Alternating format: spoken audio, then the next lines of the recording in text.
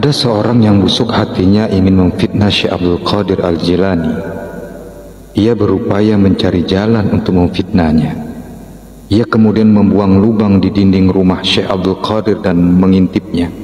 Kebetulan ketika ia mengintip Syekh Abdul Qadir, orang itu melihat Syekh Abdul Qadir sedang makan dengan muridnya.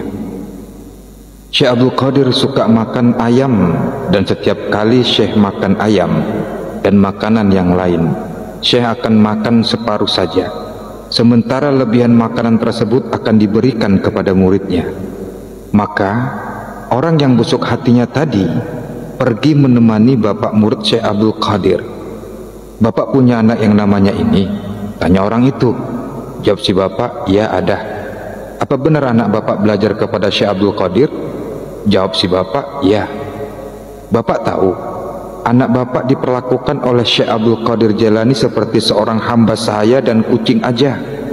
Syekh Abdul Qadir beri lebihan sisa makanan pada anak bapak." Mendengar hal itu, si bapak tidak puas hati lalu ke rumah Syekh Abdul Qadir. "Wahai Tuan Syekh, saya mengantar anak saya kepada Tuan Syekh bukan untuk jadi pembantu atau dilakukan seperti kucing. Saya antar kepada Tuan supaya anak saya jadi alim ulama," kata si bapak. Syekh Abdul Qadir hanya jawab ringkas saja, "Kalau begitu ambillah anakmu." Maka si bapak tadi mengambil anaknya untuk pulang. Ketika keluar dari rumah Syekh menuju jalan pulang, bapak tadi bertanya pada anaknya beberapa hal mengenai ilmu hukum syariat. Ternyata kesemua soalannya dijawab dengan benar.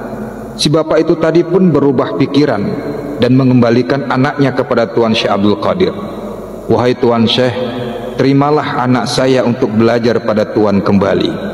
Tuan didiklah anak saya. Ternyata anak saya bukan seorang pembantu dan juga diperlakukan seperti kucing.